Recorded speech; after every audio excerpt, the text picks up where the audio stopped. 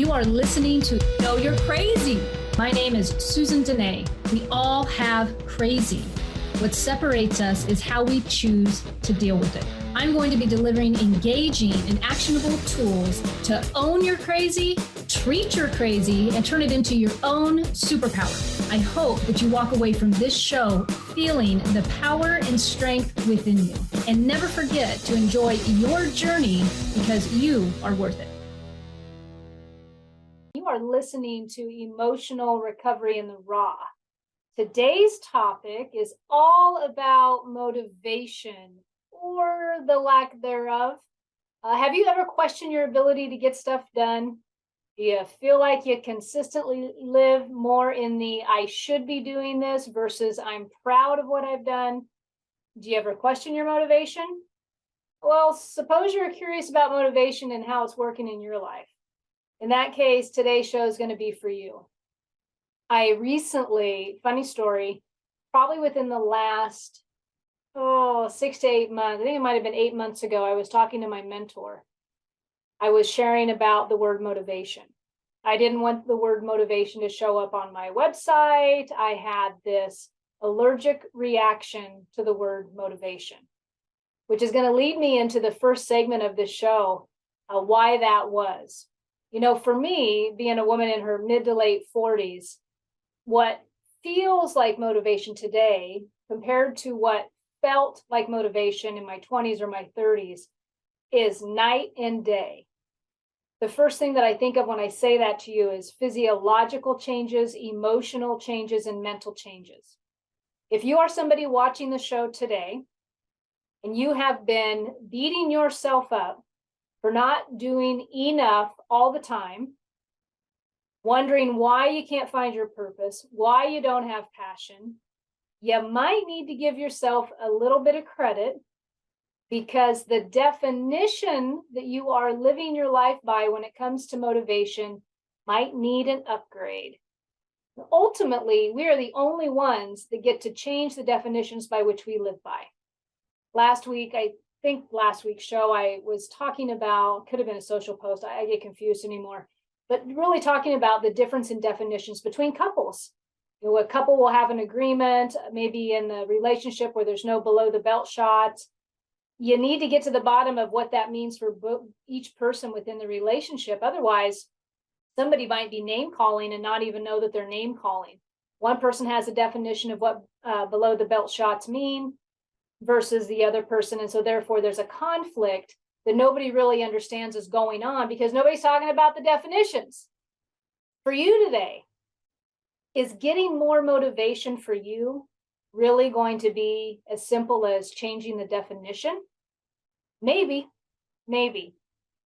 For me, what happened was about 4 or 5 years ago, I noticed that I had an inability to focus. I wasn't focusing like I had before.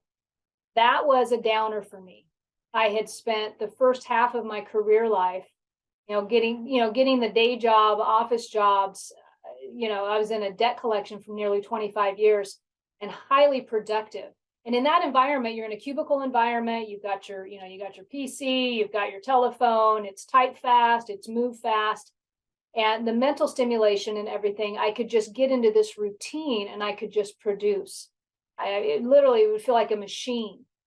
And that fueled me for years, as I raised my children and as I got married, got divorced, got married again, jumped into some real estate briefly, doing all these things. Oh, and then, recovered alcoholic, helping women in sobriety, had this constant fuel that was just going, just stimulated, right? Anticipated the next event in my life. And then suddenly, in the mid-40s, something started shifting. I burned out of that job in the role that I was in. Now, there could have been many reasons for that. It could have been that particular role that I was in was no longer feeding the spirit. That might have been part of it. I know that I had been up for an opportunity that fell through. And so my expectations went from here to like crashing down. That had somewhat of a professional rock bottom. But I had this thing, earlier I mentioned physiological. I had this thing floating in the background that I was unaware of.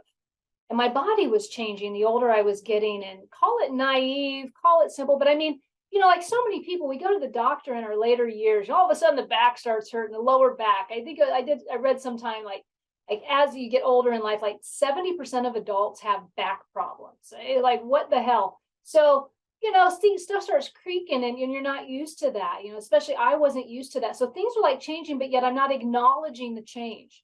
I'm not even giving credit to the change. I'm still holding myself up to expectations of motivation and action as if I was 20, 25 years old. It was as if I wasn't giving myself permission to be older in years or something, but I just didn't know what I didn't know. So for about 4 years, I fought this. And at the day job, I had taken on a promotion, and there was some conflict, maybe just with the way they managed and the way I interpreted, or the way I communicated and the way they interpreted me. So there was conflict a little bit in that area, but daily it was a fight for motivation. Daily it was a fight for focus and clarity. And I couldn't quite put my finger on it. I called it everything. Have you been unmotivated and now you've thought to yourself, am I depressed? Maybe I just need to go to the doctor and get some meds, or why don't I feel like doing something? Like, I never feel like doing this. That's where I was. I had like this perfect storm. So the body's aging, and for women and men too, but I'm not going to give men credit for going quite there where us ladies go. I'm just not. Okay. My body in my later years takes hormones that were here and they go and they dive, right? They just dive. I was unaware of the emotional, mental, and physiological impact of that. And I started to become a little bit more curious about that about 2 or 3 years ago when I was working with a ton of women. And I was noticing that they were struggling emotionally over some areas of their life, things that we had, I say we, but they had already walked through, whether through my mentoring, coaching, or whatever it was, but they had already walked through a lot of these things. So I couldn't quite put my finger on why are they emotionally struggling about this? Because the perception changes that are necessary sometimes to catapult us from one area of life to another, that had already occurred for them. It got me curious. I started looking at their ages, and I thought there's something going on hormonally. You'd think this was an obvious question, us women as we age, and even in the younger years, we're used to menstruation and all these things with the body, but really, have we given it enough credit in our life? And I will not say power, but enough credit in our life to truly appreciate how that impacts us physiologically.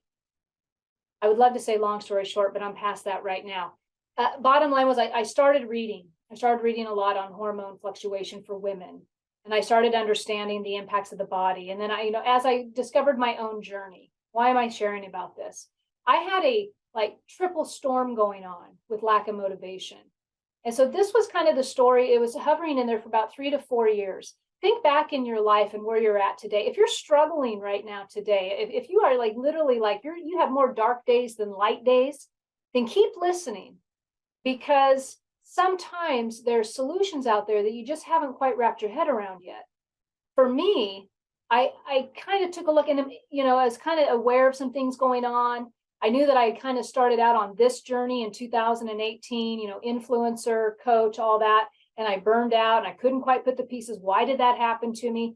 All these things were going on. And then my father passed away of COVID in December of 20. And that was a turning point for me. I could also call that a tipping point for me. Have you ever had a time in your life that literally tipped you over?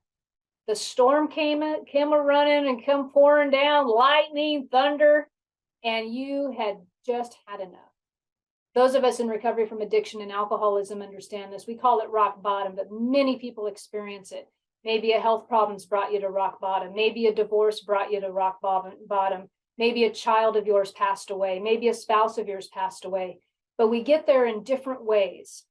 And as you observe the life circumstances around you, sometimes you got to kind of be the observer and give yourself a little bit of credit. When my father passed away, what had happened is all those physiological changes and work professional pressures and all these things come crashing down, because that was the icing on the cake. And it leveled me physically, emotionally, and mentally. Not particularly just his death. I like transition better. I don't believe any of us really ever died, but not just that passing of him, it was a perfect storm and it leveled me. Now, I, at the time, kept thinking I should be able to pull through this. I should be more motivated. I should be able to get up off this chair. Isn't that what I would have liked to have done a while ago or in my 20s or 30s? Like, what happened? Why am I feeling so frozen and paralyzed that I can't get up and do what I want to do? And in the meantime, I've got this business idea that this going out on my own professionally, and I can't muster up the energy to do it. In fact, if I even think about it, I get overwhelmed and I shut down. When I talked to my mentor about 8 months ago, and the word motivation came up, I wanted to vomit. I did not want to hear the word motivation because my definition of motivation had attached to it a high expectation of me that no longer existed. I had not redefined who I was in my mid to late 40s for the life that I had led up to that point. Are you not motivated because you are holding yourselves up to standards that are no longer realistic for who you are? You know, a few months ago, I did a show and I talked about the comparison theory. Shouldn't I feel this way if this person's feeling that way? Shouldn't I feel this way if this person's feeling this way? No, you shouldn't. Especially if you're a woman in your perimenopause or menopause. If you haven't had your hormones checked, I'm just saying, you might want to check that out. It can be a little enlightening and help take away some of that shame and I won't even say excuses, but that feeling of heaviness and I should be doing this, or why do I always feel so sad? It's real. For anyone who's looking at motivation or as a problem for you, that you're just not feeling like you're getting enough done, take a look at this. As I was researching for this show, I came across this fantastic researcher, and his name, probably, my apologies ahead of time, Ku Moriyama. And they did a research on people and what was motivating them, intrinsic motivation versus extrinsic motivation. A lot of us in our younger years, we are completely driven by extrinsic motivation. Perhaps we haven't, maybe as we age, we start to understand that looking within is really quite powerful. But at young age, we like money, we like fun, you know, we're way more expressive with it, I think. And we have to really kind of remind ourselves to be that way later on in years, right? Beautiful place to be, by the way. But extrinsic motivation works for us. And working on the intrinsic, you usually think, nah. So as we age and as we get older and we're looking for these outside conditions to motivate us and it no longer works, then we're left with the intrinsic. And what this study pulled up was that people really don't give themselves enough credit for the intrinsic motivation that they possess. For example, when you have something to do at the house and you get yourself motivated to accomplish it, maybe it's painting a bedroom, maybe it's changing out some new flooring, maybe it's rearranging the closet, but there's an intrinsic drive to do that. And then you receive what's called, you know, your sense of accomplishment around that. And so what this study brought out was that people were way better at intrinsic motivation than they were giving themselves credit for. That's part of that redefining the motivation for you. Are you so used to measuring your motivation based on extrinsic that you're not looking at all the intrinsic ways in which you motivate yourself on a daily basis? I recently worked with a client. She was sharing with me that she just doesn't really feel enough. She was highly emotional about it. We started breaking down her day. And I asked her a question that I'm going to ask you. The question I asked her was, are you the to-go person for most people in your life? Is somebody coming to you for answers? Whether that's employees, coworkers, your children, your friends, are you that person? Because if you are that person, and I'm going to get to it if you're saying that you're not, but if you are that person, there is an automatic motivation that you are displaying on a regular basis that you are not maybe giving yourself enough credit for. Because what people perceive of us versus how we perceive ourselves sometimes is it polar opposites. You know what I mean? Having said that, if you're like, nobody really comes to me for anything, so what's that mean for me? Have you looked at your daily accomplishments lately? And this is where my client had been slipping up because everything that she was focused on was what she's not doing.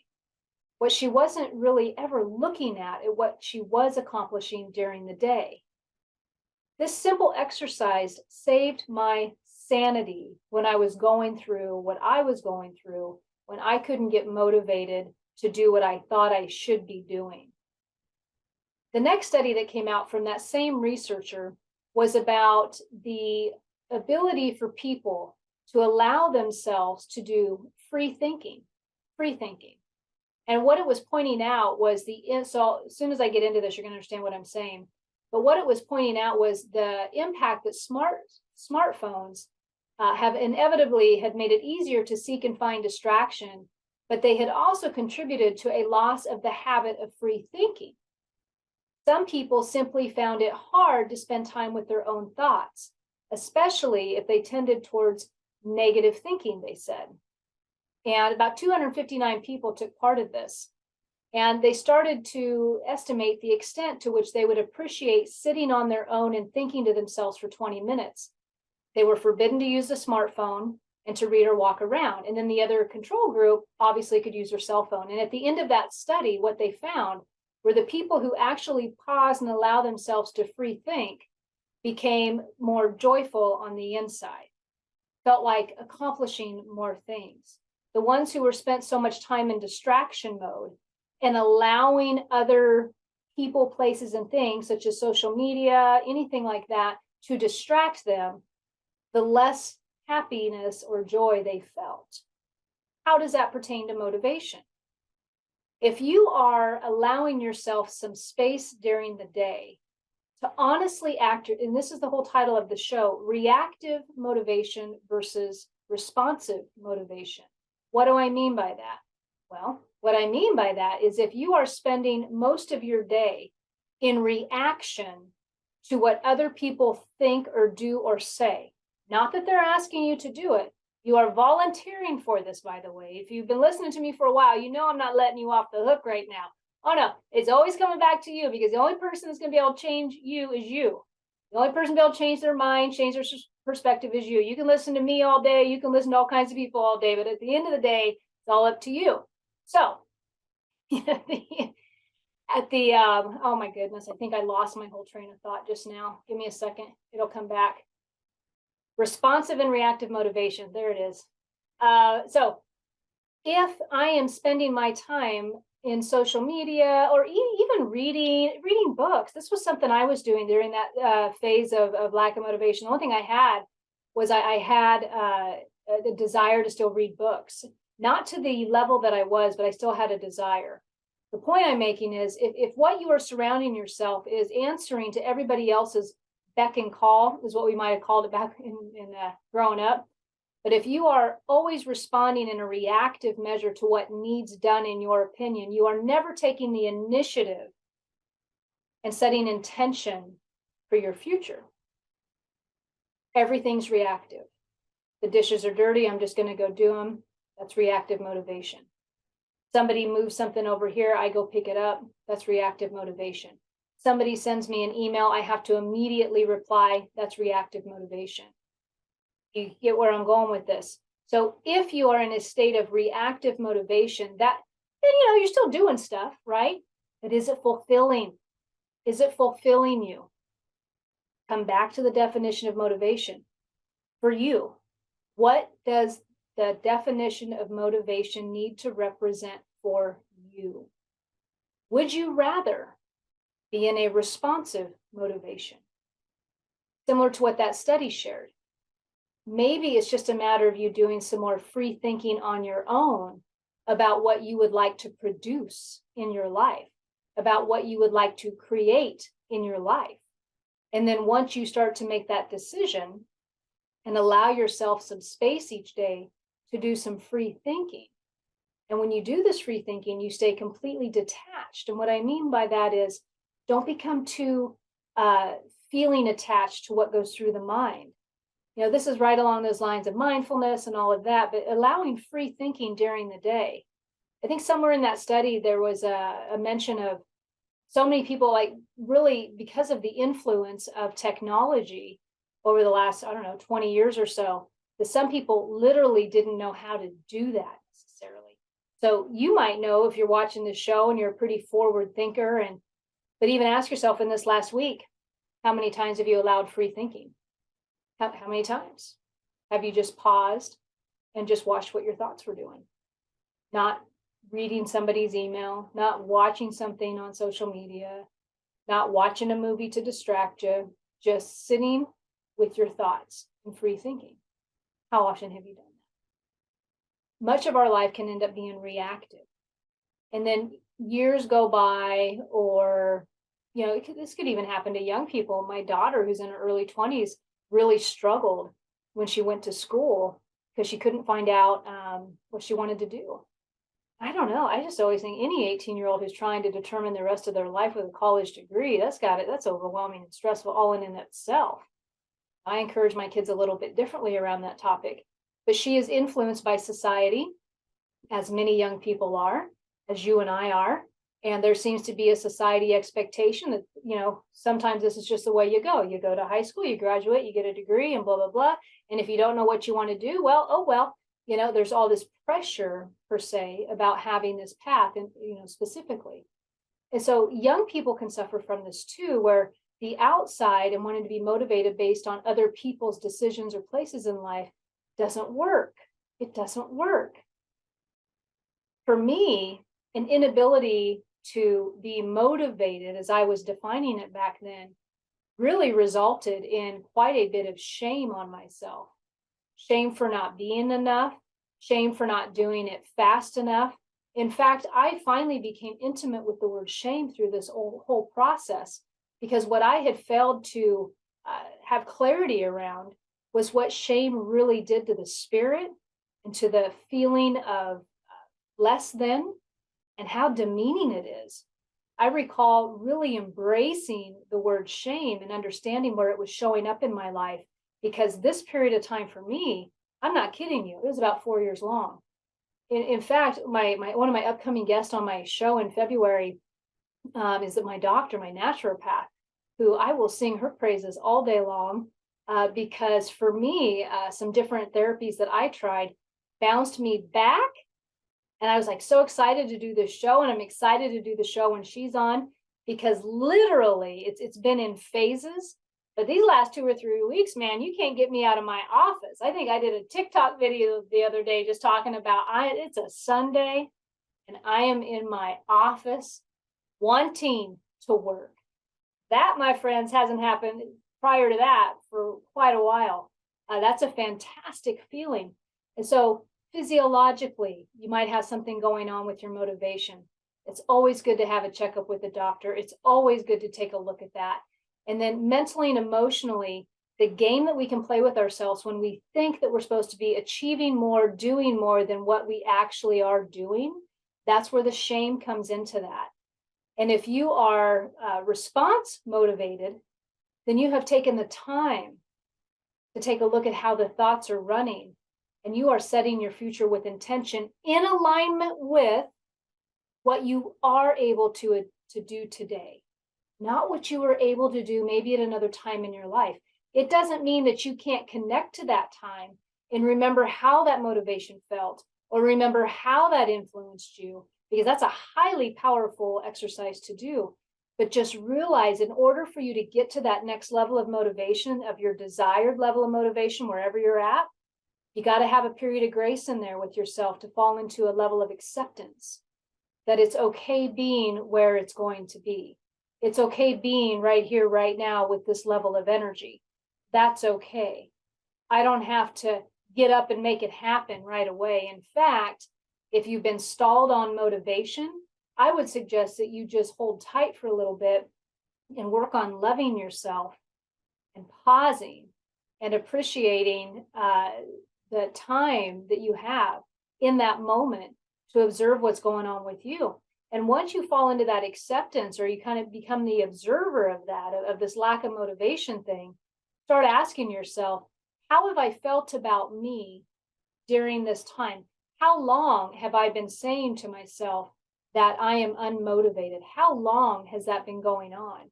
And as I've been saying that, how did I feel about myself when I was doing it? That will provide an indicator of how much shame has been playing in your life when it comes to motivation. And there's so much hope on the other side of this, because once the new definitions become real for you, once you start living by a new value or a new principle with motivation, as I like to say, the sky is the limit. It doesn't mean that suddenly it's all going to change for you, but I was just sharing today with a friend, just don't stop. Just don't stop. You may not be tearing it down like you want to, but if you hold space for that in your future and you start understanding where you're at today and giving yourself grace around that, it will come to you. But we have to pause long enough to appreciate where we're at right here, right now, before we can ever move forward. Before we can ever move forward.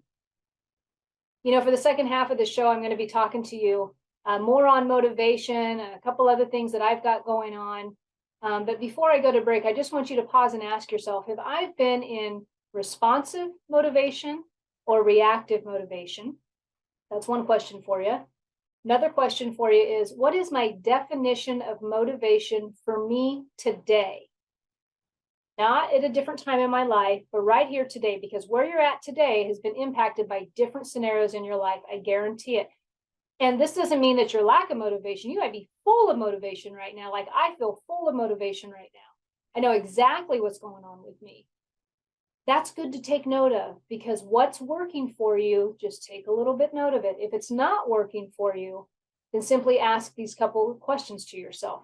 What is the definition of motivation for me today? What do I need to align that definition so that I can start to perform and be my best self today, right? Today. It's all about setting that intention for the future that you want to bring into your existence. And there's going to have to be some action around that. What I don't want you to have to go through that I went through was treating motivation, the word, like a 4-letter word. It's not. It just needs redefined probably for you. All right, having said that, I am going to go to break. And when I come back, I will share more on this topic and give you some more tools and tips and maybe talk about a few other things. All right, be back shortly.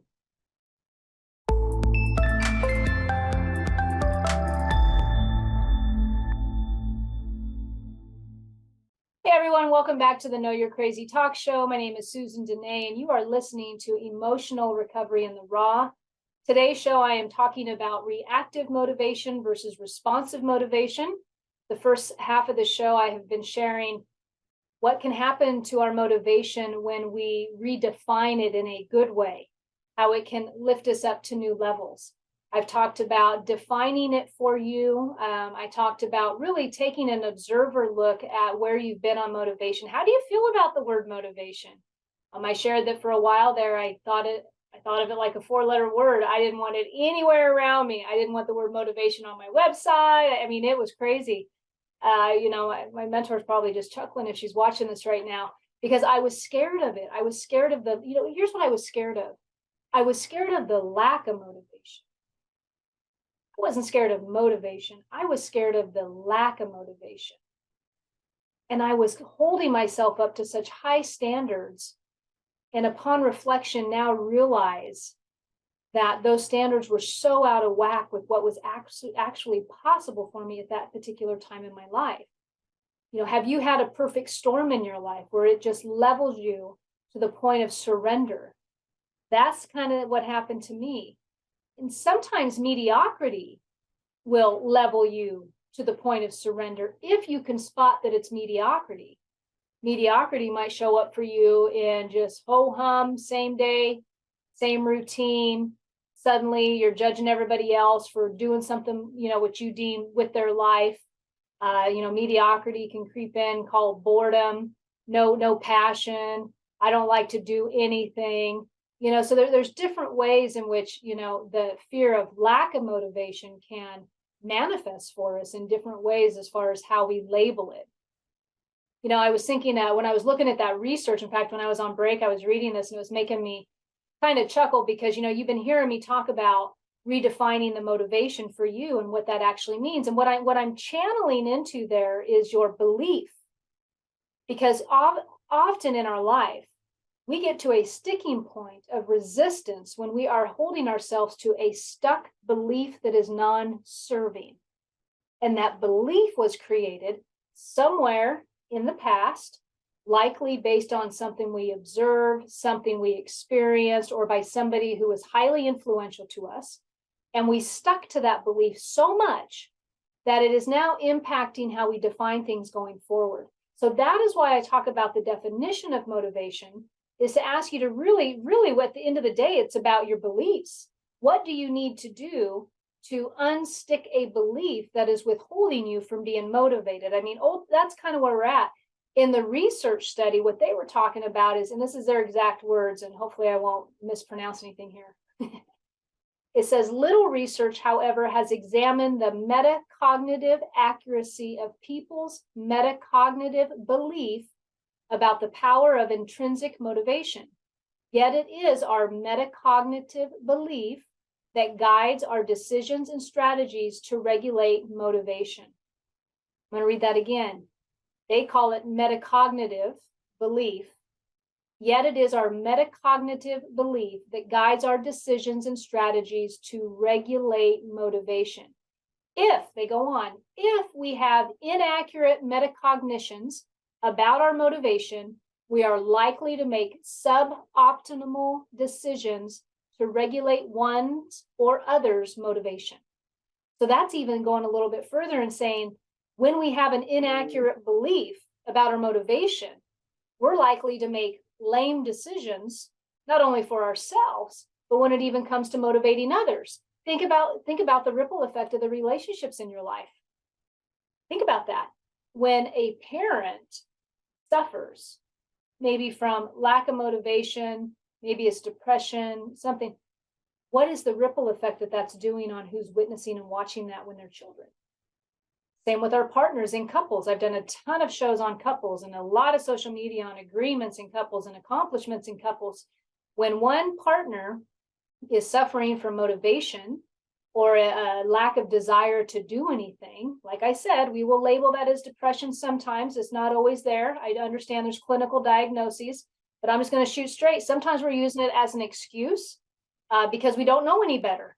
We don't know any better. We don't understand that it's a stuck belief that needs to be uprooted so that we can now move forward. But we get so stuck in our misery. We get so stuck in, I mean, trust me, in those 4 years, you have no idea how stuck I wanted to be at times, how I just wanted to give up. And the only thing that I can remember really leveling me to that extent was rock bottom, alcoholism, and drug addiction, to where it is just like relentless, where you're asking yourself, when's this going to end? You know, I had broken things down to such baby steps that I had to be okay with making my bed in the morning. So, you know, forget the corporate world, you know, forget all the accomplishments and the money made and the present, you know, forget all that. I was in a tough spot, you know, so if that's you, and you know what I found out for me before I go there, what I found out for me, I was sad and I was struggling, but I wasn't depressed. I was physiologically, my body had broken down from the lack of hormones and menopause. I had conflicting beliefs everywhere about what I should be doing at a certain time. I was carrying a ton of shame based on how I was perceiving my life. I mean, when you know, for me, as a woman in her 40s, now deciding to ask herself what she wants to be when she grows up, some of you may relate, that's a tough spot to be in because there's a lot of unknown things out there, right?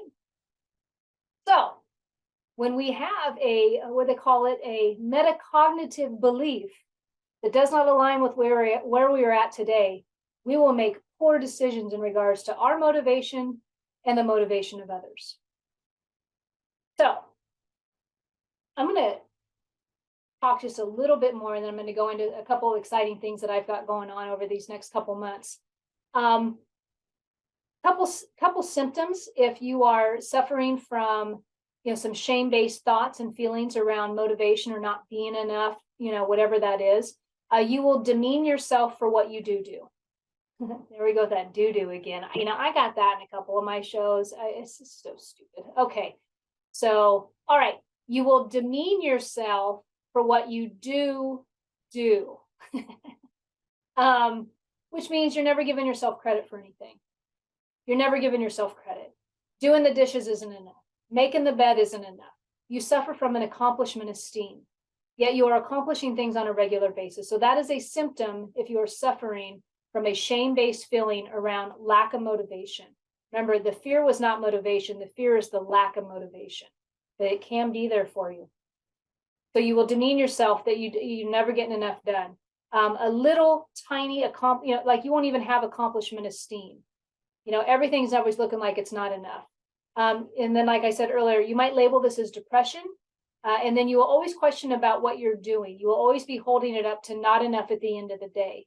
Sometimes you'll cry over this maybe, or sometimes you'll beat yourself up, or you're putting a lot of emphasis on others and what they think of you, or you're always trying to please somebody else with your actions. And so there's different like levels of how, or symptoms of where you're suffering from the fear of lack of motivation.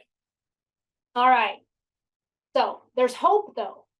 There's all kinds of hope. And so now I'm going to share with you a couple things that I did in addition to what I've already shared to get out of that spot. Number one, I just want to say to you, if you are suffering today from a lack of motivation, if you're fearful that it's never going to lift, if you are in that rock bottom place that I shared personally being there a few times in my life, let me just tell you, there's hope. There's always hope. And the one thing that you got to make sure that you do, don't stop. Don't stop doing. You do the next indicated thing and be okay with the fact that that next indicated thing may be a baby step. It may be a baby step because there's always hope. In the world of recovery, we become sober.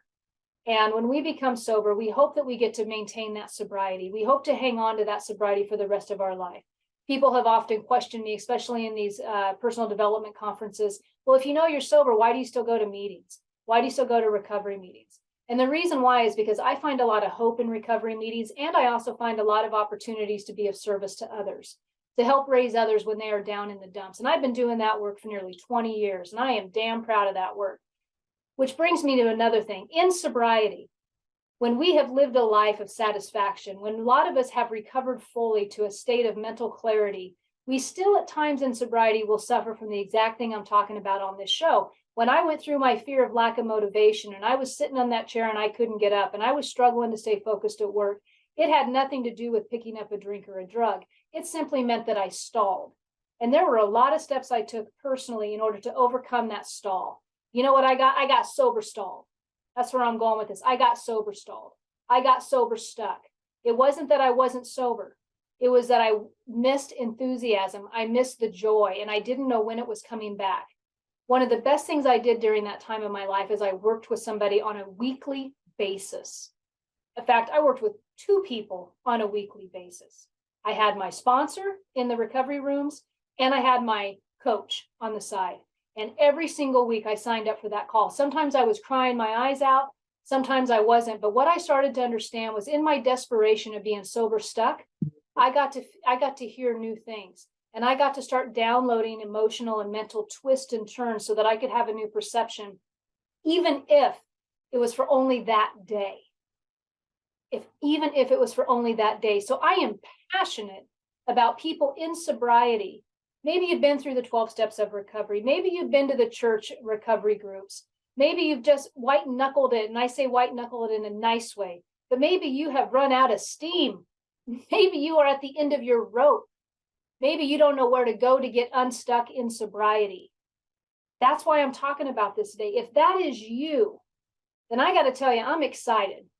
I'm sitting here, I got my whole 2023 year planned out. As I told you, I got that motivation back like full steam a few weeks ago. And oh my goodness, I can't create enough. There was something I was going to say in the show earlier about, when we stall in motivation, we also stall all hopes of creativity. But if you don't stop, just keep doing a little bit here and there, I assure you it will come back. So now I'm like full force creative. Like you can't stop me. I'm on like websites, getting confused. I'm trying to set up stuff. But one of the things that I'm going to do is this year I'm going to host a once a month coaching call with a full curriculum of online coaching course for anybody in sobriety who is stuck.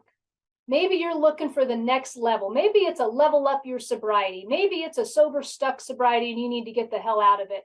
I don't know what it is, but if you are a sober person and your drive and your enthusiasm and your joy has been tested over this last couple of years, maybe you came out of COVID and you didn't even know who you are. That was me. If any of that resonates with you and you want to finally go into some action and be proactive about your intention for 2023, then you need to sign up for this course. I'm going to start pitching this course on Friday. God help me that everything's in line technology-wise to make that happen. But I'm pitching it on Friday, and I'm going to run that offer for probably 3 to 4 days, and then I'm cutting it off because I only want the willing people who are going to actually hit register in this group. And you'll have the online course, and you'll have access to the community, and you'll have the PDF worksheets. I'm going to set you up. So if you are somebody looking to ignite your sobriety for 2023 and you are tired of feeling stuck and you need a little bit of re-up, if you're somebody who's just alcohol free and you're realizing that that pink cloud moment, that pink cloud that you felt really good about yourself now has expired for you, this is for you. If you are a sober, alcohol-free person and you have never contributed in a group format to get the feel of that energy, that synergy, this is for you. If you are a sober person and your life has become stuck in a matter, here's what I know about you. You're highly talented. I also know you run to extremes. It's all or nothing probably. I want to tap into it's everything. I want to tap into that. That's what this course is for you. It's a monthly coaching call for 12 months. You have access to the community. It's going to be pitched on Friday. I'll have the pricing, the details, everything for you. But I'm so excited about that. See, this is what happens when the motivation wakes up. This is what happens when you do the work. The problems are only temporary. Full force ahead, folks. I'm telling you, there's a ton of hope out there for you. Join me because this energy right here, I'm bringing it. I'm bringing it for 2023. I made my mind up. That's just the way that goes. I hope you're somebody that signs up because it'll be life-changing. All right. In addition to that, if nobody has looked at my website lately, you need to, because there is an option to sign up for free coaching. I offer free coaching through a Zoom registration Thursdays, Fridays, and Saturdays. Now, I don't know how long I'm going to do this for. It's on there right now because, as you can tell, I'm all jazzed up. I'm doing some coaching. So what's going on there? Thursdays, I think it's at 11 a.m. It'll be on the website. 11 a.m. free coaching call for anybody who's wanting to talk about emotional elevation. So what is emotional elevation? Emotional elevation is the program that I put together after working with women for nearly 20 years in regards to emotional heightened wellness. Let's talk about where the shame is lying in your decision making. Let's talk about if you don't even know how to make a decision. Let's talk about communication skills. Let's talk about scripting for communication. I also offer emotional elevation for couples, but this particular one time a week, 11 a.m. on Thursdays coaching call, which is free, goes through those type of topics. Appreciation aspects, accomplishment reset, all of it. All right. Fridays, 11 a.m. I'm signing back on.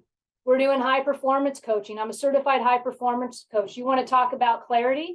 You want to talk about courage? You want to talk about influence? You're a productivity type of person. You like lots of worksheets. You like doing the Q&A. You like all that? Sign on Friday at 11 a.m. Once again, it's free. All right. Now, Saturday, 11 a.m. I think it's 11 a.m. Check the website. It's relationship rehab coaching. Oh, yeah. I don't know how much feedback I get on my social media posts simply about relationships.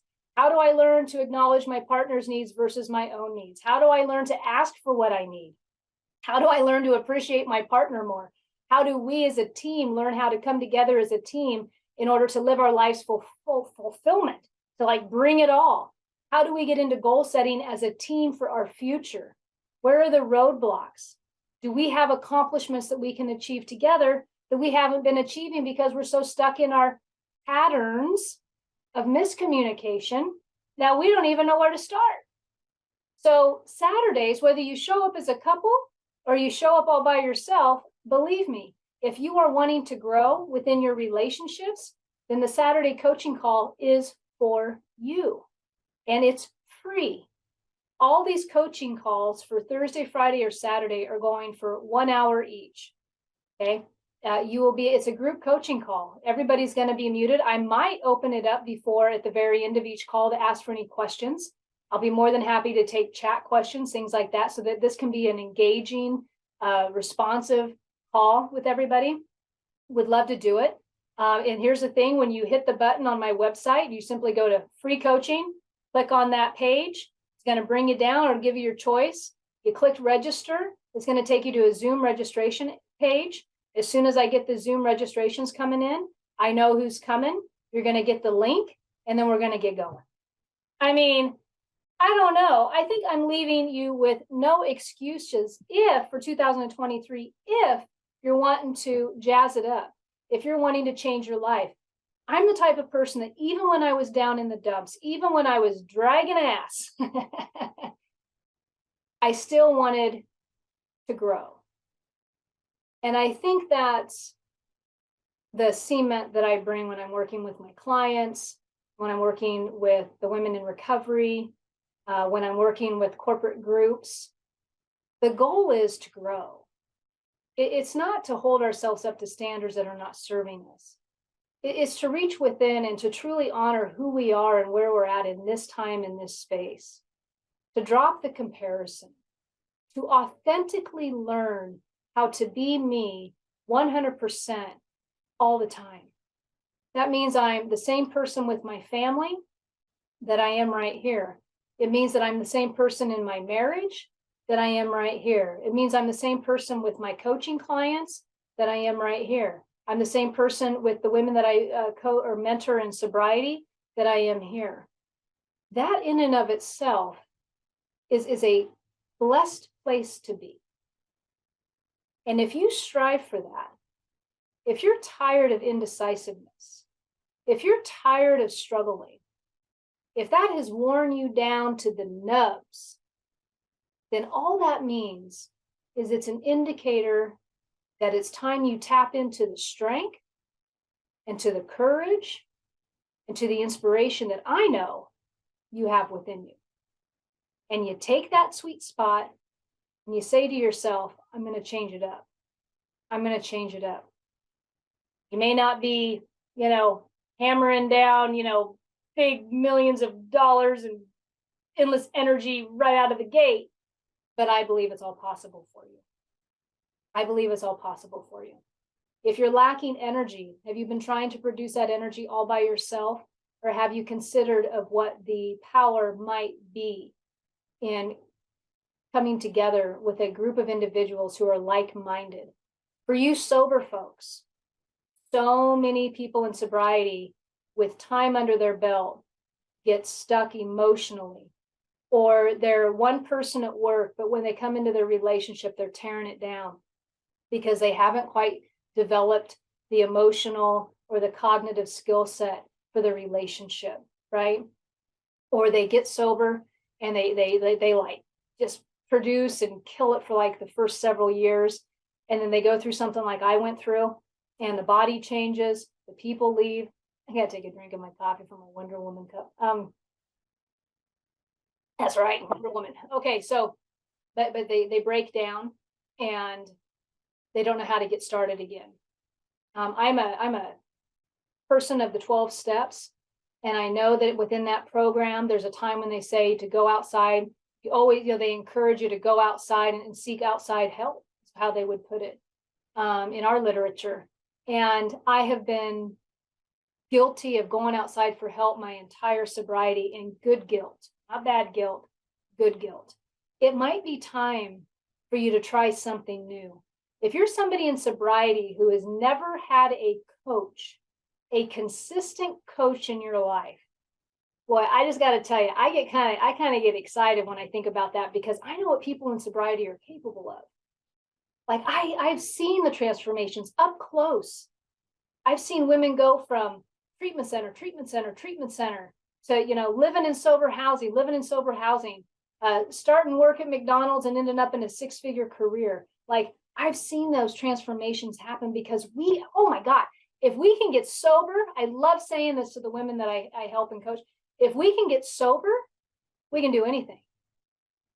And we get there by having a shift in our perception that's necessary to take on new adventure, new joy, new happiness, new relationships, new networking, new playtime. Do you hear me? You want more of that? Man, I gotta tell you, I'm stoked. All right. I think I'm almost coming to the end of my show. So as a reminder, reactive motivation versus responsive motivation. Take a look at it. If you're constantly doing stuff just because everybody else is putting something on your agenda, take a look at that. It may be time to switch it up. Take the shame out of motivation if you're suffering with that. Redefine your motivation and for what it means for you today at this age with the experience of life that you've got. You get to change your mind on your definitions. I highly encourage you take a look at your definition of motivation if you're stuck. If you are sober stuck lately, if you are sober stalled lately, if you are wanting to level up the sobriety for 2023, then I invite you to register for my upcoming Sobriety Stalled 2023. I'm still kind of bouncing around the name. There's Sobriety Ignite 2023. Get registered for that. It's going to be a fantastic course. Just a reminder, you're going to have a once a month coaching call. You're going to have access to an online course. You're going to be part of a community. It's going to be a fantastic opportunity for you. And last but not least, and I will be throwing that out on Friday as far as the details. If you want those details, be sure to email me, get on my website and email me at growthspurt@susandenee.com so that I got a way to contact you with that offer. If you email me and you want that offer, I will make sure that you're one of the first people I connect with because there will be bonuses included for people who are registered immediately. That will be being thrown out there. So if you're listening to this, Growth Spurt at Susan Denee, let me know you're interested in the upcoming Sobriety Unstuck 2023, and I will get you registered first. And then lastly, free coaching weekly. You got emotional elevation on Thursdays. You got high performance coaching on Friday. Saturdays, you've got relationship reset, just for communication and aspects in the relationship. And Fridays, the high performance. You've got your clarity, your productivity, your courage, all of that. And then on Thursday, you've got emotional elevation. Let's get shame out of the game, right? Let's get shame out of the game. Let's find out what communication tactics we need to take on in order to better our life. Appreciation. Man, I'm all talked out right now, but I'm super excited. And last but not least, before I let you go, if you're ever interested in working with me one-on-one, then you get my undivided attention for 60 minutes once a week. Just simply apply for that on my website. I take applications for that. I'm particular about who I like to work with because I want to make sure that you can bring energy just as much as I can bring energy so that we have a positive experience.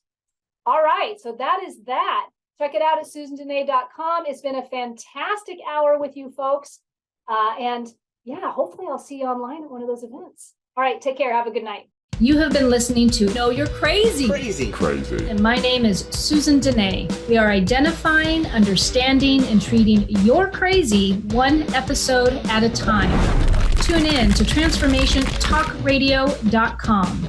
To connect with me or Growth Spurt Your Life, please visit susandenee.com. That's Susan Denee, DENEE.com.